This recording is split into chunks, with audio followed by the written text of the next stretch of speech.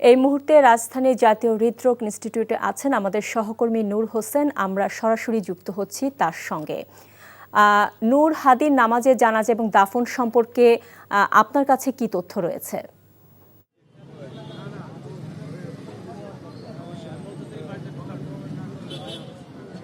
শাওন, শরীফ ওসমান হাদির যে মরদেহ সেটি কিছুক্ষণ আগেই এই হৃদরোগ ইনস্টিটিউটে আনা হয়েছে এবং ইনকিলাব মঞ্চের পক্ষ থেকে এবং তার সঙ্গে যারা ছিলেন তারা যেমনটি আমাদেরকে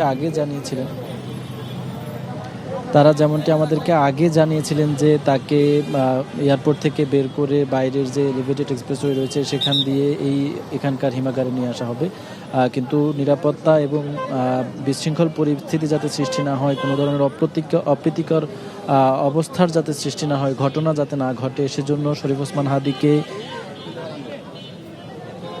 হাদির মরদেহকে হিমঘরে নিয়ে আসা হওয়ার যে এই সড়ক যে রুটটি ছিল সেই রুটটি পরিবর্তন করা হয় এবং পরে এই ক্যান্টনমেন্টের ভেতর দিয়ে তাকে এখানে নিয়ে আসা হয়েছে যাতে কোনো ধরনের অপ্রীতিকর পরিস্থিতির সৃষ্টি না হয়।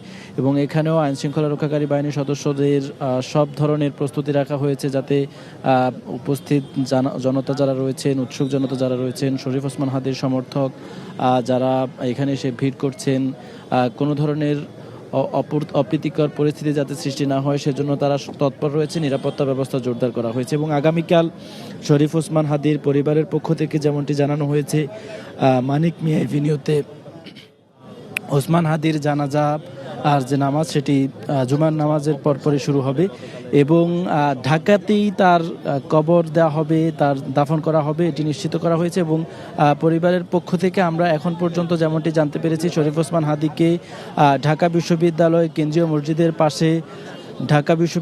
কেন্দ্রীয় জামে মসজিদের পাশে কবি নজরুল ইসলামের যেই কবর রয়েছে, সমাধি রয়েছে, তার পাশেই বিপ্লবী শরীফ ওসমান হাদিকে সমাহিত করা হবে। এটি পরিবারের পক্ষ থেকে সিদ্ধান্ত নেওয়া হয়েছে বলে এখন পর্যন্ত আমরা জানতে পেরেছি। এছাড়া এর আগে তাকে দাফনের আগে ঢাকা বিশ্ববিদ্যালয়ের যেই মসজিদ সেখানেও নেওয়ার কথা রয়েছে এবং এই সিদ্ধান্তগুলো বিভিন্ন সময় পরিবর্তিত হতে আমরা দেখছি। এখন এই মুহূর্তে তাকে জাতীয় হৃদরোগ ইনস্টিটিউট এবং হাসপাতালের যে হিমঘর রয়েছে সেখানে রাখা হয়েছে এবং আগামীকাল সকালে তাদের যেই পরবর্তী সিদ্ধান্ত সেটি আসলে আমরা জানতে পারব। শাওন, জানছিলাম ঢাকায় হাদির লাশ পৌঁছানোর খবর।